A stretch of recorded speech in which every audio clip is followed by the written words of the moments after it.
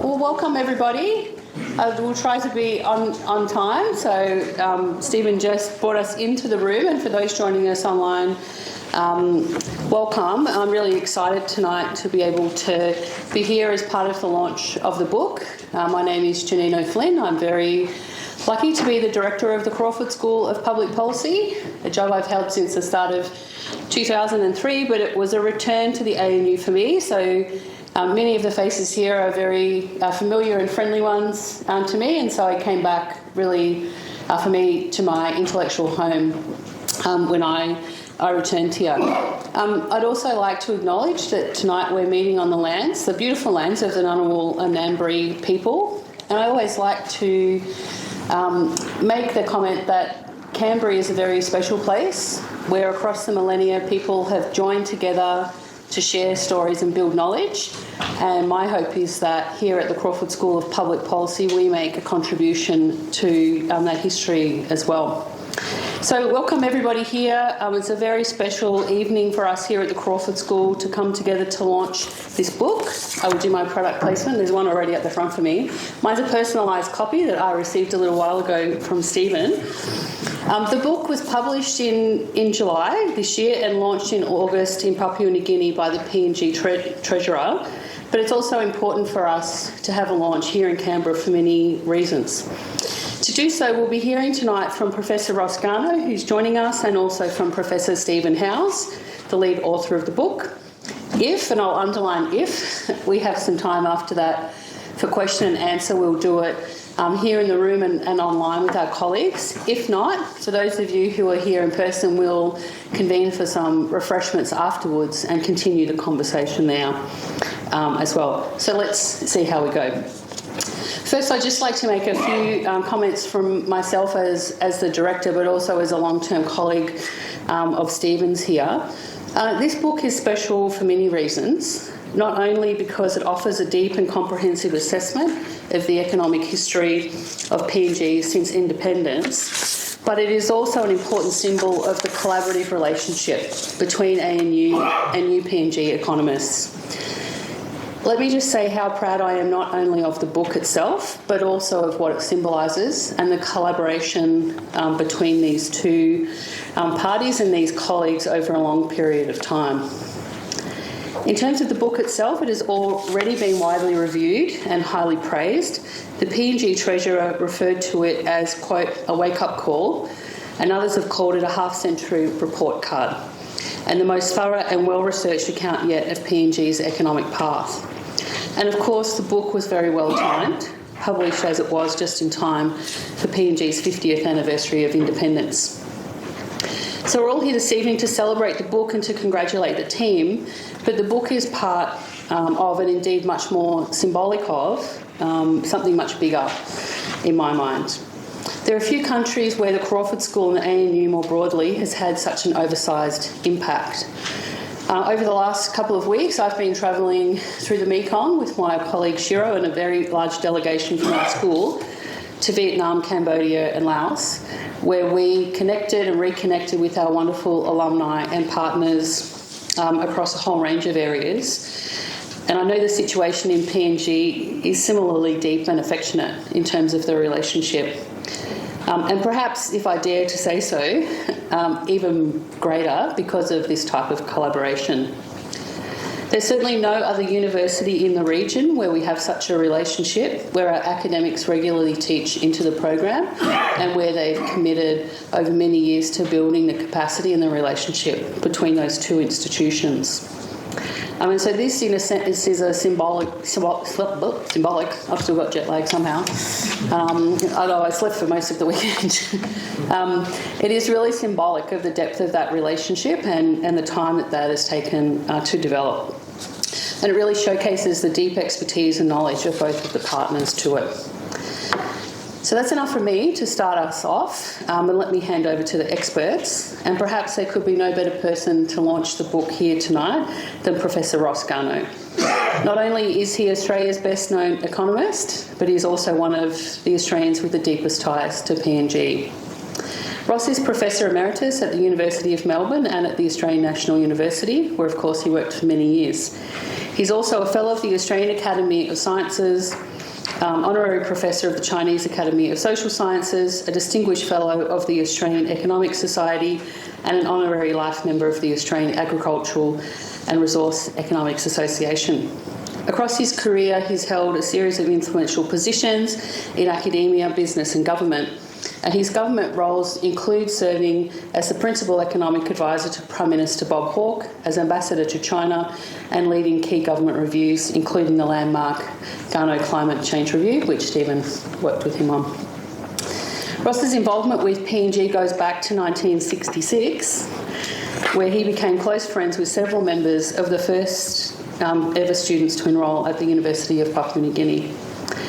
Two of those students went on to hold the office of Prime Minister of PNG, and Ross returned in early 1972 to work at the Australian National University's New Guinea Research Unit in Port Moresby. He was seconded to the Department of Finance in preparation for independence and worked there till late 1976. His involvement with PNG continued until 2013 as advisor to various prime ministers and chair of the PNG Sustainable Development Program and the Leah Gold Limited. So please join me in welcoming Ross this evening. He's going to speak first and then I'll come and introduce Stephen formally. So please, Ross, the floor is yours.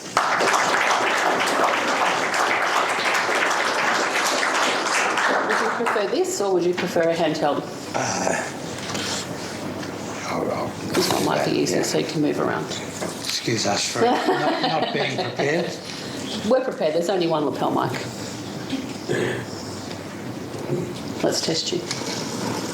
Perfect. Well, thank you, Janine.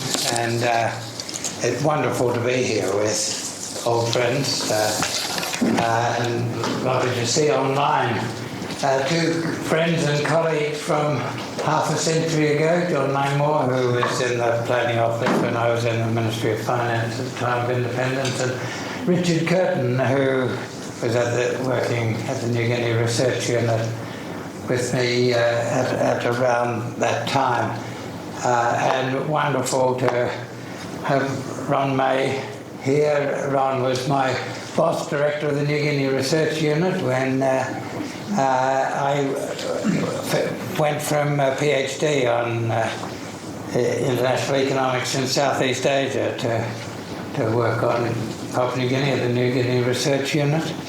I'd already had a fair bit of contact with the New Guinea Research Unit, which the ANU established in the early 60s when John Crawford was director of Research School of Pacific Studies, and continued until independence when it became the Institute of Applied Social and Economic Research. Justice for your height.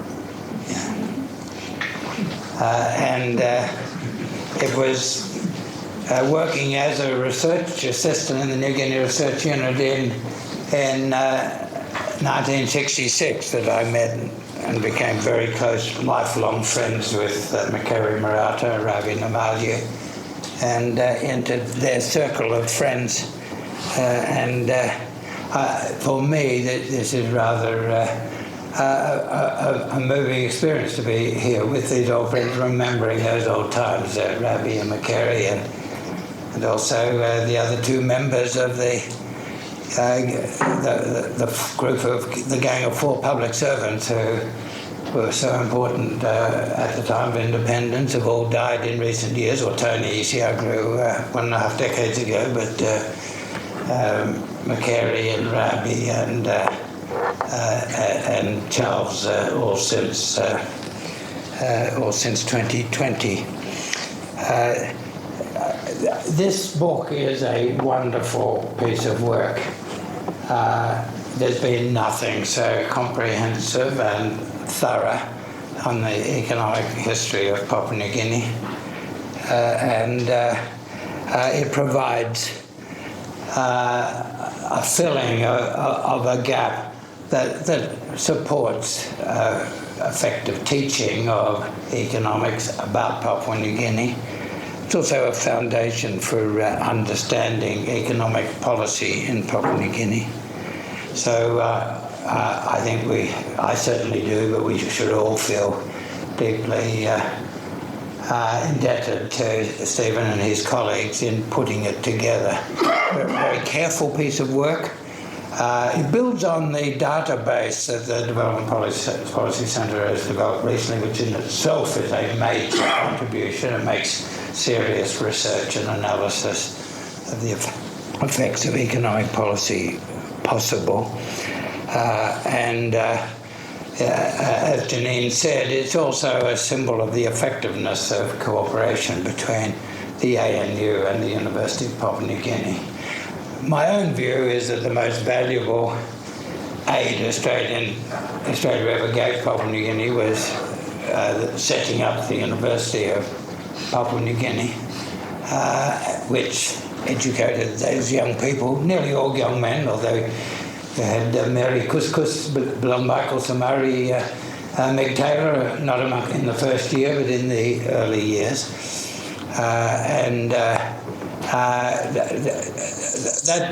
That educational and intellectual base was very important to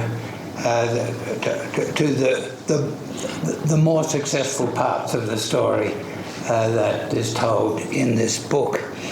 And it's been a great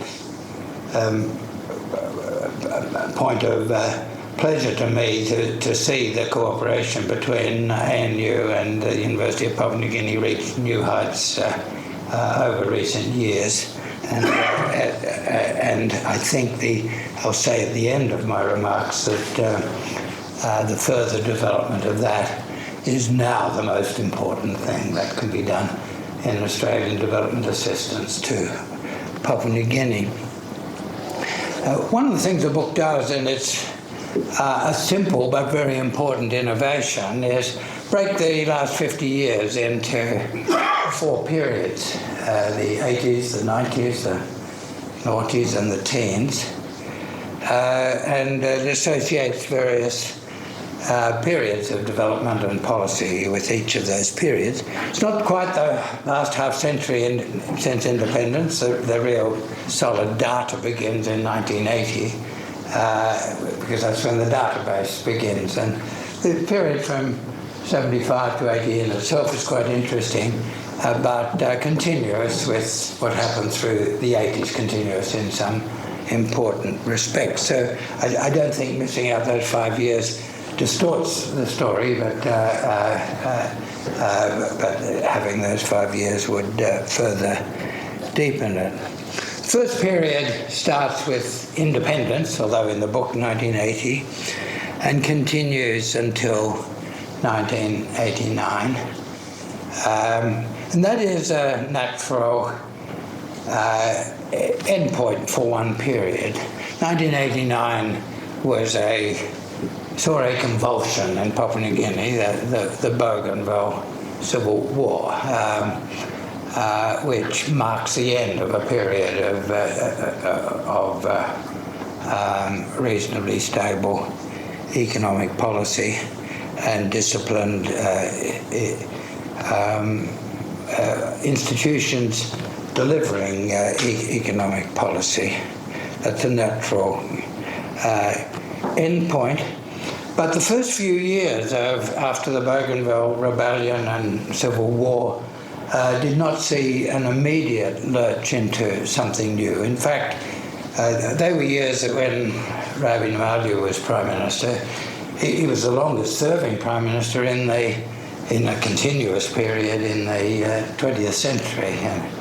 They were periods of broken governments, all of them broken by votes of no confidence during parliamentary terms. Ravi spent 4 years as Prime Minister, and he was Prime Minister during the breakdown over Bougainville. And in economic policy terms, the government's response to that crisis was to double down on the policies that, as the book says, have been mostly successful in the period since independence. It was really a heroic effort. Bougainville was by far the main source of revenue in Papua New Guinea at the time. And the revenue is not just the resource revenue, which is separated out, but even as a contributor to a standard personal income tax, import duties and so on, was a very large contributor. And the government overnight lost all of that, and the Namalu government made a huge adjustment to those new circumstances, really to continue the framework of economic stability that had been established at independence. And it was in that period that we saw a point that's praised as a high and successful point of policy reform, the abolition of the urban regulatory wage system in 1992, and large reductions in government expenditure to maintain economic stability despite the loss of a source of revenue that would be like the Australian economy overnight losing its whole agricultural sector, plus the manufacturing sector, plus a fair bit more. And that was a successful adjustment. In a way heroic, but in a way bigger than the country could manage. It was too hard. It was done successfully, but it was too hard. And over the next few years, and the story is told in the book, but I'm going to put a little bit of an interpretation of how and why it happened. Over the next few years, things fell apart. Budget discipline, which had been a feature of the period from 75 through to 89, fell apart. When you've got an army feeling that it's fighting a life and death struggle for the future of the nation, it doesn't care about budget discipline. If it needs more money, it just spends it. And that happened, and you got a breakdown of the budget disciplines. And it was devastating for national morale to have that civil war. Papua New Guineans fighting Papua New Guineans, deeply painful and divisive. And then you had the initiatives to try to bring it to an end. Julius Jones bringing in, or seeking to bring in, the mercenaries, Sandline, which was deeply divisive, posed by parts of the military. So the disciplines and the structures and the order tended to fall apart.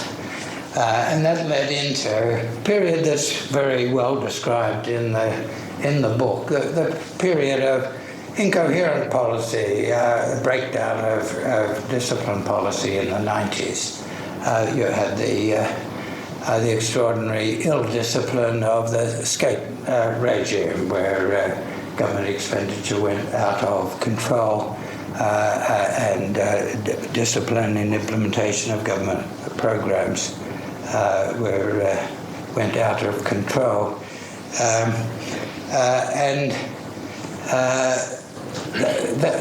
That got worse and worse, and the story is told in the period. But that is the second period, the period of instability, but a period of quite strong economic growth as measured by the standard national accounts, and that's all recorded faithfully in the book. You got quite strong growth because after the adjustment to Bougainville had taken place, you had the building of several new mines, the Porgera gold mine, the Lihir gold mine, and then the beginning of oil development, oil production, with the Australian company Oil Search leading that. So it was a period where measured economic growth went quite rapidly, but coherence in economic policy and management and spending that money fell apart. There's a little ANU connection to that period. Through the 90s in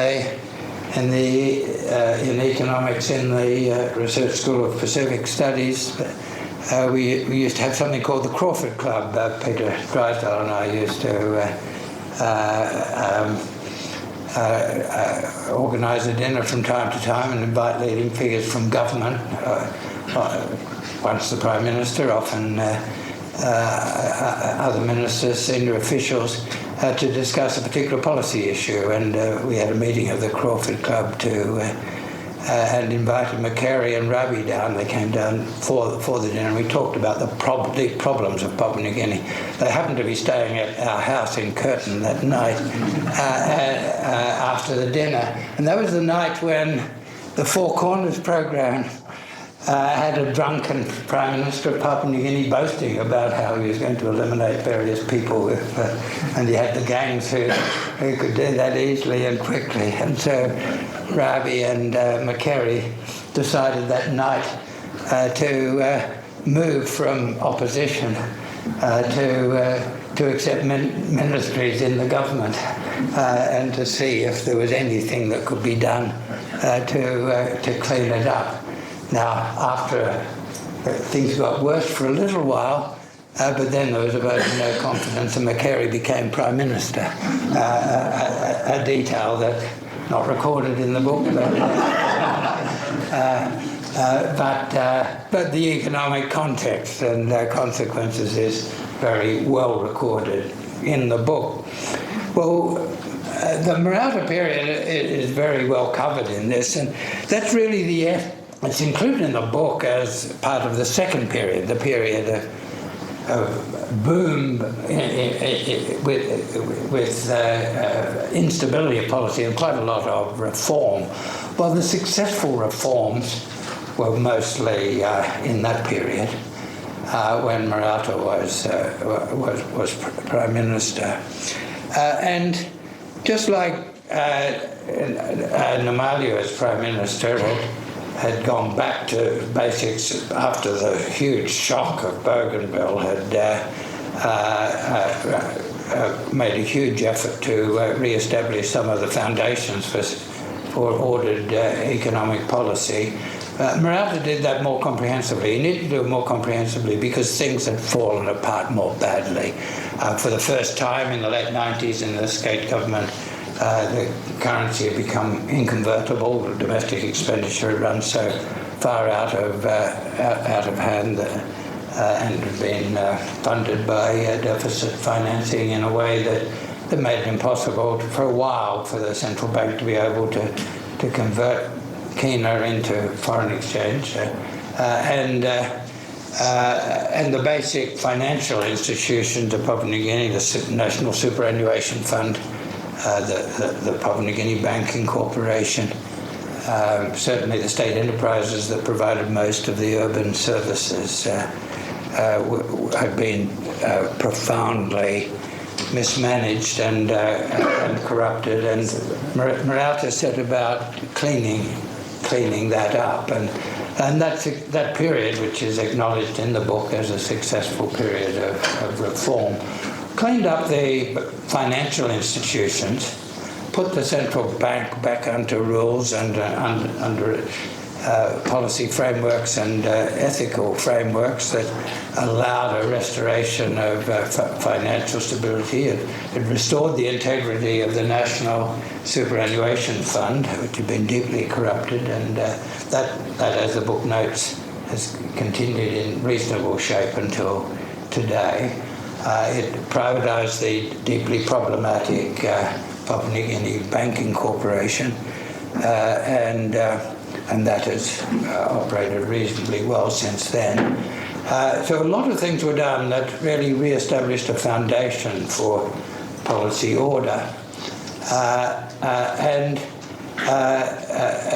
that's included by the book as part of the second period of instability. But it's the end of that period, but it's also the big foundations for the next period, the boom of the first decade of this century.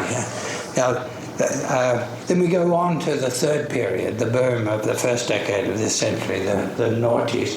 That's really interesting, the description of that. It's a period when measured economic outcomes, measured by the standard national account, are very good by comparison with other periods. Helped a lot by that being a period of rapid economic growth in the world as a whole, which raised commodity prices of all kinds, agricultural commodity prices, but also the resources that were so important to revenue in Papua New Guinea. And the revenue structures had stayed in place reasonably well, so that when prices rose, the government got quite a lot of revenue from them. By this time, the biggest source of revenue had become the Octedi mine, which was a huge source of revenue during that period. And so the re-strengthening, rebuilding of some of the financial institutions and other institutions, and the favourable international economic circumstances gave Papua New Guinea a year of reasonably strong growth, both in measured economic growth, but also in, as far as we can tell with the data that's available, other dimensions of the standard of living as well. So that was the third period, a period of boom. And then that tails into the last decade and a bit of, the data ends, I think, in 2022, but a period of when lots of things should have gone rather well, if you look at it through the lens of the earlier periods, where you had the LNG project contributing a huge amount of export revenue, but not government revenue, whereas the earlier research projects, resource projects, they contributed a lot of revenue. And the book quite rightly put the big question mark about why that should be so. There wasn't a conversion of that general rise in export income into rise in government revenue. But also the book documents a really sad story for that third and fourth period. The deterioration of basic public services in Papua New Guinea that are so important to development. Comes out a bit in the book, but the general story of health services, education, services and so on, up until the last dozen years, until the fourth period in the book, the teens, was one of gradual, on the whole, gradual improvement, and including in a lot of the basic social and medical statistics. Disappointingly slow improvement from lots of points of view, but at least in general some improvement in the general standard of living. But the story in the teens, the last period, has been a story, despite what might have been favourable conditions in international resource prices and in the growth of that huge new LNG industry, a period of comprehensive deterioration in Papua New Guinean standards of services and in basic measures of development performance, basic outcomes. And it's hard reading, but the details of what's happened to Papua New Guinea's standing amongst developing countries, the slip to the lower ranks on a number of basic development indicators, health services, vulnerability to communicable diseases, for example. Papua New Guinea slipped during this period to one of into the bottom ranks of the developing world, and so that story of the teens raises big questions and big worries for people who are concerned about the country's development. Just right through the book, there's a very interesting weaving of discussion of some major political issues, policy issues as they have emerged and been dealt with through the different periods. I thought I'd just mention briefly three of them and make a comment on three of them. One important continuing theme is the question of the role of macroeconomic policy, macro stability. And I think there's a very important quote from the first finance minister, the second prime minister, Julius Tan. I don't know if I can quickly find it, but it's such a good quote. It's worth page 245. It's the one I'm thinking of. Yes, it's the one I'm thinking of. And this was in the speech of Julius Tan as Prime Minister in 1982. quote, "The essential point above all is that exchange rate policy, budget policy, minimum wages policy and many other things were in there together. Newcomers to Papua New Guinea often have difficulty in understanding one or other aspect of our policies, particularly in regard to the exchange rate. The beginning of wisdom for them is to grasp that the policies must be seen as a whole." And that's something that was done in Papua New Guinea, first of all set up at the time of independence, but then continued through to the Bougainville crisis, and was part of the restoration of order after the Bougainville crisis and then with the Marato government, seeing the integration of these various aspects of macroeconomic policy as a whole, refusing to see them in isolation. That's something that external observers didn't quite appreciate, which meant that Papua New Guinea didn't get all of the support for that policy that it might have got. Just on the monetary policy, called the hard currency policy at the time of independence by Julius Chan. The term actually came from Fred Hirsch, who the Department of Finance got out from the IMF to an economist in Washington with the IMF who was a deeply knowledgeable and sensitive man. And one of the great side benefits of being in Papua New Guinea at that time was that Hirsch was writing his classic book, Social Limits to Growth, not Social Limits to Growth, Social Limits to Growth, yeah. So I was talking to him about it as he was writing it, a wonderful book about that really foreshadowing a lot of the problems that modern economic development had fallen into in the world as a whole in the last half century. But anyway, Fred came up with the term hard currency policy, and the Minister for Finance, Chan, used it as a point of explanation. But what it was about most of all was making sure that the currency was always convertible, that you ran a set of policies so that you never spent so much in domestic currency that you couldn't convert domestic currency into international currency. And you did that in a way that maintained reasonable balance between rural and urban incomes, that avoided inflationary conditions, and these were inflationary conditions for the world. Australian inflation was double-digit on average for a decade from 75. Papua New Guinea's was lower under this set of policies, and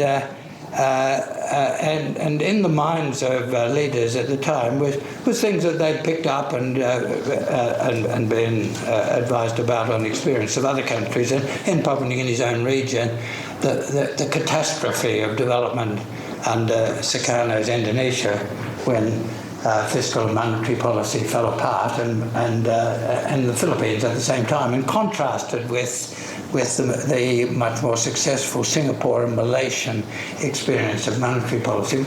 We had a lot of discussion at the time of independence in the Ministry of Finance and then with wider groups about what the monetary institutions that would serve Papua New Guinea best, and we had a bit of a feeling that the Malaysian and Singapore institutions would be better, and that was a simple currency board where you didn't have all the capacity for a central bank to fund government deficits, and the preferences of the Department of Finance at the time were sort of overwhelmed by the Reserve Bank of Australia's advice that what we had to do was to put in place exactly the institutions we had in Sydney. So that's what we did. And once that was presented as a nationalist issue, do you want a compromised independence by having a currency board like Malaysia? That was... you couldn't win on that point. So we got a full-blown central bank, including the exchange control arrangements that made currency inconvertibility possible. Now, in 1983, it was my pleasure working with Bob Hawke to play a role in getting rid of Australia's exchange control, but Papua New Guinea still had Australia's exchange control institutions and still has it today. and that has played the mismanagement of monetary policy, the departure from that rounded, balanced set of policies that Chan was talking about, has played really the most important part in the breakdown of currency convertibility and the great breakdown of financial conditions and of development in the past decade in Papua New Guinea. Second point on that runs through is discussion of the different approaches with Australian aid. And I think there's some more dimensions that can be added to the very important things that are put in the book. And I think it's worth recalling, and partly because that period, 75 to 80, is not dealt with in detail in the book, I think it's worth remembering some of the independence and immediately post-independence arrangements. It's often described as simply being untied cash grants from Australia to Papua New Guinea, which they were for use in the budget, but it wasn't cash grants handed out in a vacuum. It was a system of economic management and run by Papua New Guineans, but in which Papua New Guinean leaders invited Australia to play an integrated role in talking about planning and policy and what would work best.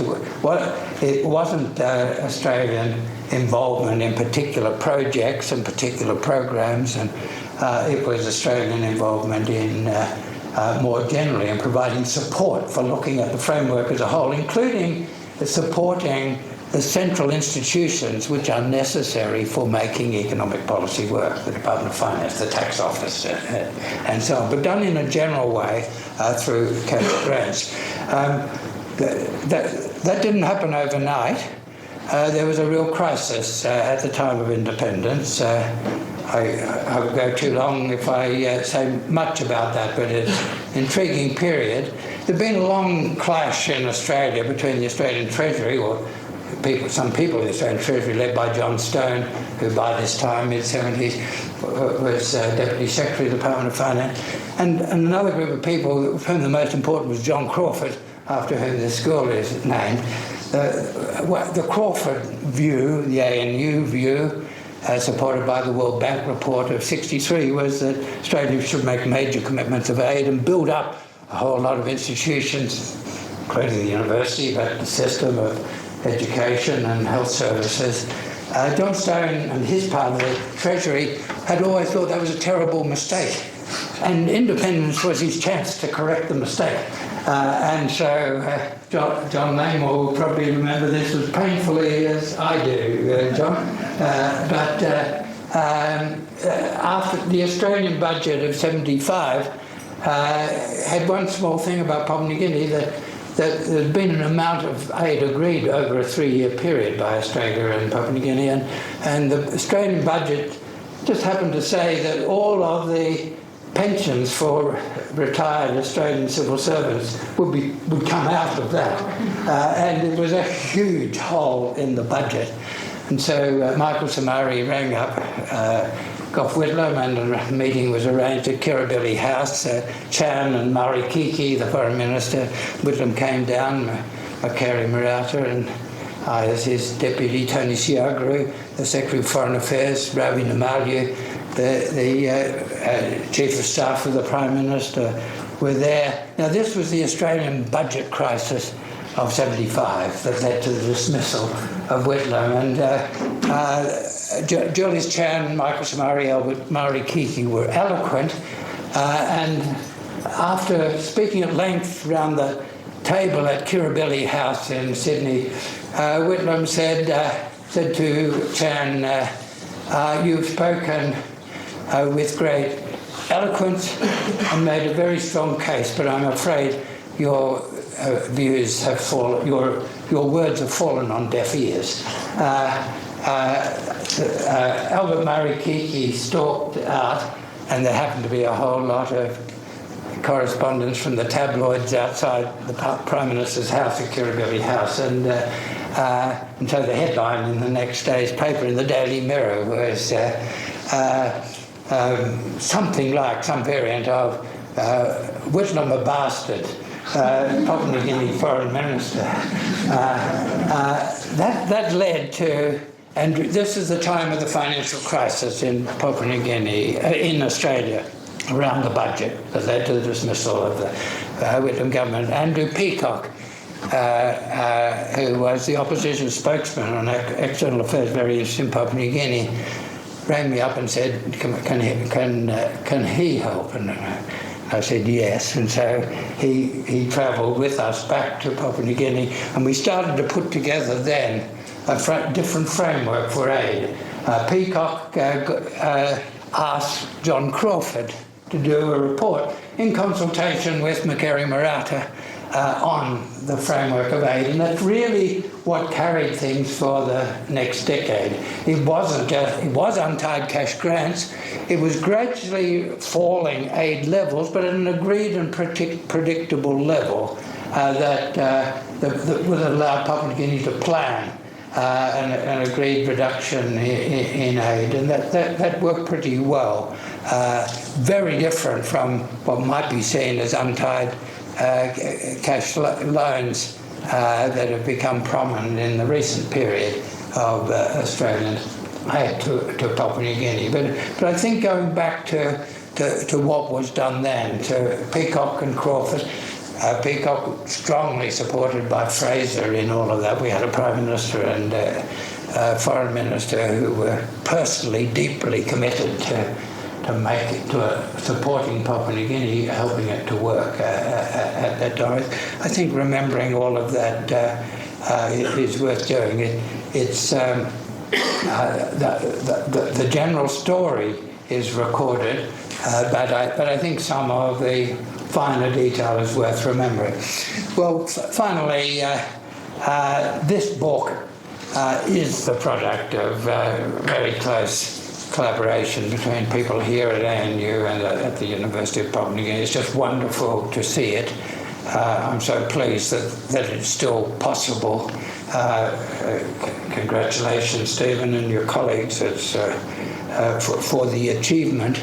But let's just not acknowledge the quality of that and the importance of the book to understanding what is happening. Let's also acknowledge that the beginning of wisdom, as Julius Chan said in 1982, is actually understanding how all the parts fit together. And Australians have stopped understanding or even trying to understand how all the parts put together. And we won't start to understand however much money we spend. So however much we might feel threatened by Chinese loans for infrastructure or anything else. So however much we might intend good for New Guinea development, it won't get anywhere unless Australians working with Papua New Guineans are able to understand the fundamentals driving economic development, driving development more generally, the fundamentals that will determine the success or failure of economic policy. We're nowhere near understanding. We were in much better shape 50 years ago. The one strong point, the bright light in Australia's relationship on these fundamentally important matters is the ANU's cooperation with the University of Papua New Guinea. I would like to see that strengthened and expanded, maybe even into having a joint school funded by Australia that expands and continues this work and develops the shared perspectives on economic development that were very important in those early stages of more successful Papua New Guinea policy and development, and are fundamentally important to our being helpful to Papua New Guinea through the very difficult times that lie ahead. Thank you.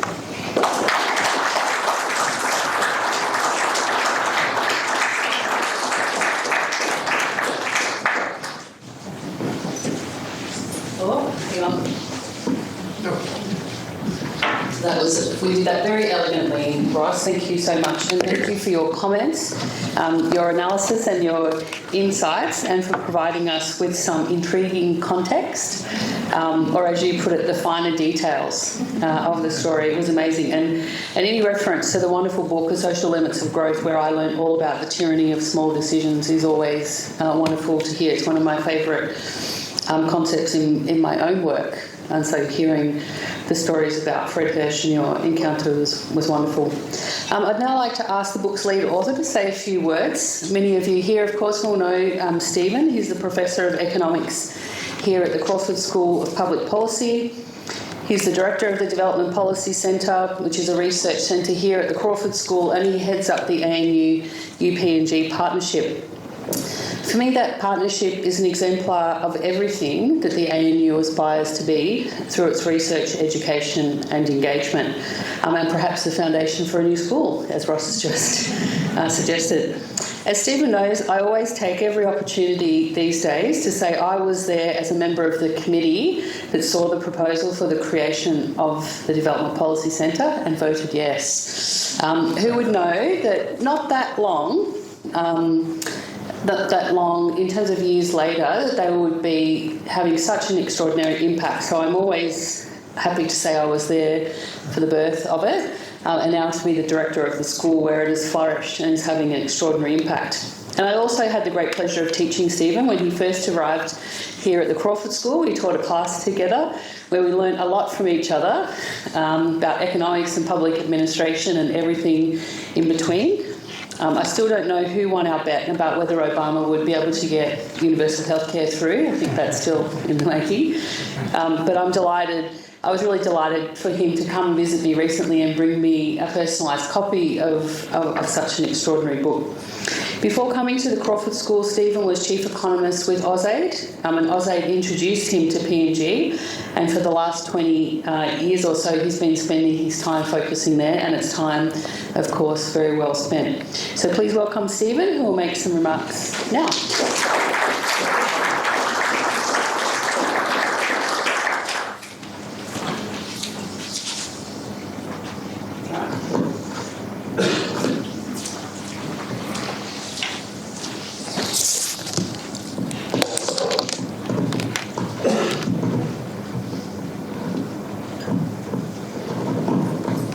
Okay.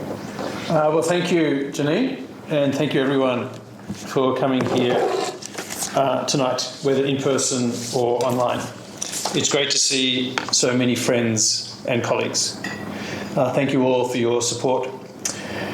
I know we also have a number of real PNG experts in this audience, and I hope you'll find that we've drawn on your work, and I look forward to your feedback on the book. And thank you also to the students who've come along tonight and shown their interest. I want to thank you, Ross, for launching this book. That was a very important speech you just gave. I also want to say, I've known Ross since the late 80s. And I often think, in fact, that one of the main fortunes in my life and really achievements of my life has been to assist him in his two major reports, first the Northeast Asia Ascendancy in the late 80s, and then the Garnaut Climate Change Review in the late noughties. So it's a particular honour for me to have you here today, Ross, and to do the Australian launch of this book. And I'll just say one of the remarkable things, or many remarkable things about PNG is the calibre of the people who've been attracted to work on it, including in economics. Ross mentioned Fred Hirsch. But closer to home, of course, that includes Ross himself, but also Peter Drysdale here today. Rod Sims, who went on to head Australia's Competition Commission, John Langmore, as well as Anthony Clunies-Ross, UPNG's first Professor of Economics. All of them superstar economists and first-rate people. I also want to thank you, Janine, for chairing this launch. As you said, we also go back a long way, and you've always been very supportive of my endeavours and of the ANU UPNG partnership. And of course, Crawford and its various predecessors have such a long tradition of economic engagement with and research regarding PNG in the Pacific, so it's certainly fitting that we should be doing this launch here. As mentioned, this book is very much a product of the ANU UPNG partnership, and I do want to express my gratitude to the Australian Government for their funding to sustain and strengthen that partnership. Before I make just a few remarks about the book, I do want to briefly introduce the other authors. So Mahalopa Lavelle, who's here tonight, was was the first of the top UPNG students we identified and selected to do a Masters in Economics here at Crawford. Maho then returned to UPNG to lecture, which is when he worked on this book, and he's actually now back at Crawford doing his PhD, and here he is. Kelly Samoff. Kelly may be online. He was another top student, the second one that we selected to study at Crawford and then to return to UPNG to lecture. On the ANU side, Manoj Pandey, Rowan Fox and Dekjo Sum all worked on the ANU-UPNG partnership for many years, sometimes in Port Moresby, sometimes living in Port Moresby, sometimes in Canberra. All have a strong connection with Crawford. Manoj, who's here tonight, did his PhD here, and Rowan and Dek, their masters here. The final member of our team was Martin Davies, a professor of economics at the Washington and Lee University in Washington, D.C. Martin's been spending part of the year, every year, since 2017, in Port Moresby, teaching and researching as part of our partnership. Unfortunately, it was an all-male team. That is a shortcoming. When we started, there were no female economics lecturers at UPNG. Now there are 2, and there are more in the pipeline. Our next book will have a more balanced team composition. I also want to note, apart from the authors, numerous colleagues at both ANU and UPNG worked on the book in various ways, helping us with graphs, data, references, proofreading. There are too many mentioned right now, but some of them are here in the room, and they're all listed in the preface. Thank you very much to all of you, and to everyone else who provided comments and answered our queries along the way. I just want to speak briefly about the book.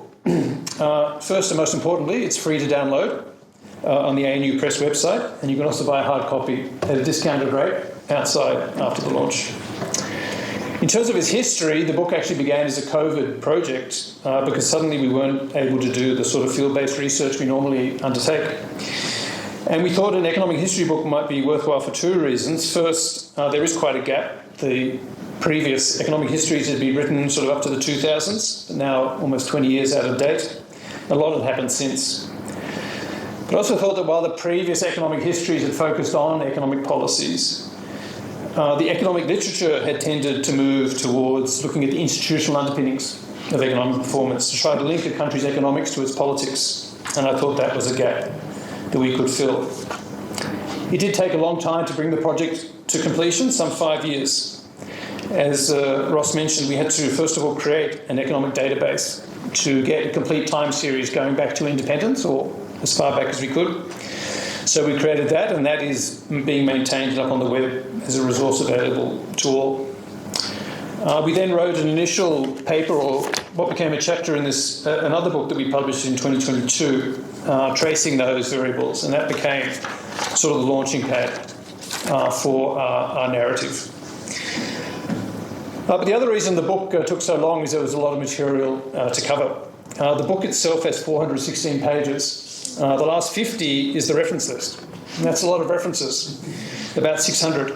And it reflects the large volume of material available on PNG. Nevertheless, it has to be said that in each of the 4 periods we covered, we had less and less secondary material on which to draw. That's unfortunate, and of course a trend we're trying to reverse, both through our 2 books and through the many publications under the PNG project and through the Debt Policy blog. And so to the book itself. Ross has already highlighted this division of the post-independence period into 4 periods that gives the book its names: the 70s and 80s with its struggles after early optimism, the 90s, a period of crisis but also reform, the noughties, the boom period, and then the 2010s, the bust, or what we call the quiet bust. Each period has 2 chapters devoted to it. The first of each pair looks at the period's growth record and macroeconomic policies. The second looks at structural policies and at institutions of politics, covering not only economic policy but topics such as decentralisation, elections, law and order and corruption. So Ross has already told the story or summarised the narrative, and of course adding his own reflections, and if you want to find out more, read the book. But I think this chronological approach was the right one to take. The best way to tell the PNG story since independence, because there are these 4 quite distinct periods that PNG has gone through. since independence. But what does it all mean? You know, if you step back from this fascinating story and try to sum it up, what can we say? So I think I'll just focus on that in my remarks, because we do, in fact, the final 3 chapters of the book step back from that chronological approach and try to provide an overall summing up and assessment. So chapter 10 provides that assessment of PNG's overall performance. Overall, economic growth has been slow. On average, just 0.4% per person per year. Not only has growth been slow, but as Ross has highlighted, service delivery in many ways has gone backwards. And as Ross mentioned, it's not just about difficult geography, but actually about deterioration. That has meant PNG has gone backwards, sometimes compared to the past, sometimes compared to other countries. And there are some very sobering statistics. Even before COVID, PNG registered as a country which had the lowest immunisation rate of children in the world. So why is it this kind of performance that you have to characterise as disappointing, whether compared to other countries or to the high hopes at independence, and whether looking at economic growth or broader development outcomes? So commodity prices matter a lot in PNG, resource projects matter a lot, but so too do policies and institutions. So the last 2 chapters of the book, chapter 11 is devoted to policies and chapter 12 to institutions.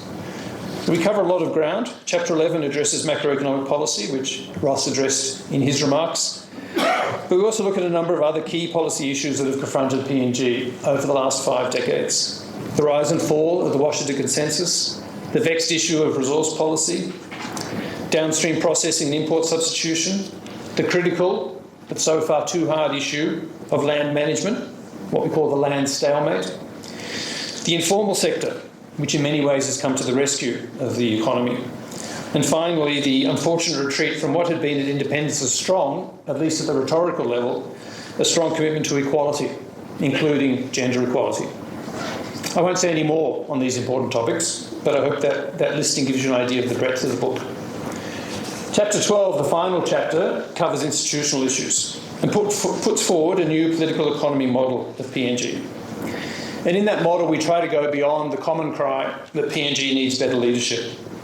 Yes, every country needs good leaders, but as Mikeri Murata said, even good leaders are trapped in a system that is unable to deliver.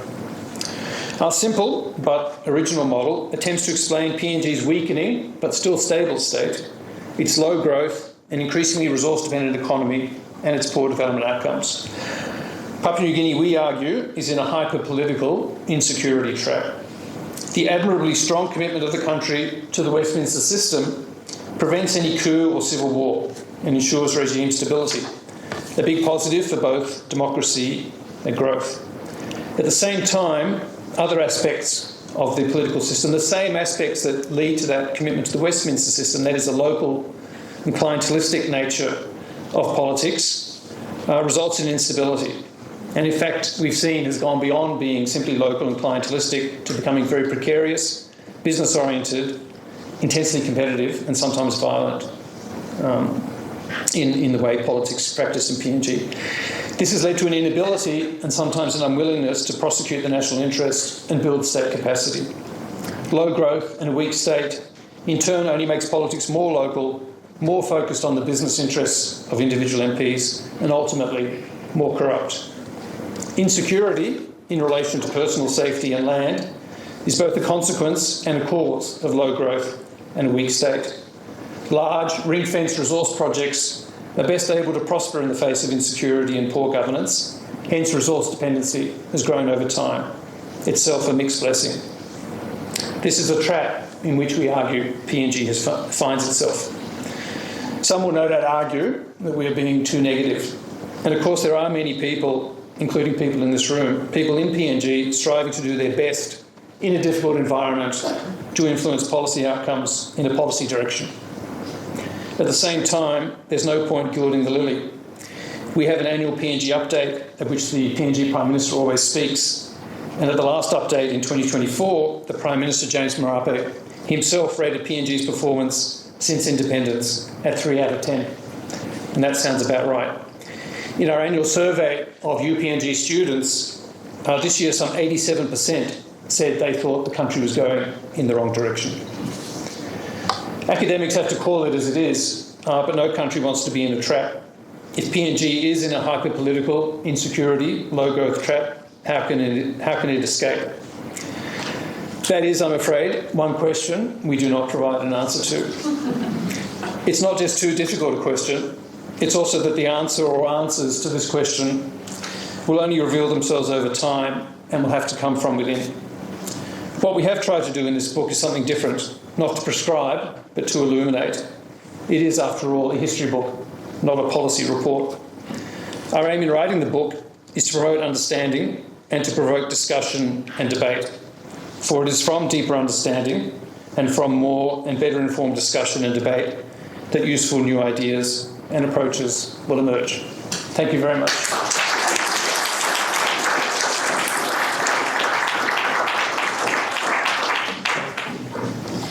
Thank you, Stephen. We don't have time for questions, but I think for those who are here joining us in the room today, we'll invite you to come and have questions over refreshments. But let me just congratulate Stephen and all of the co-authors on the book, and let me thank Professor Garnaut for his important speech.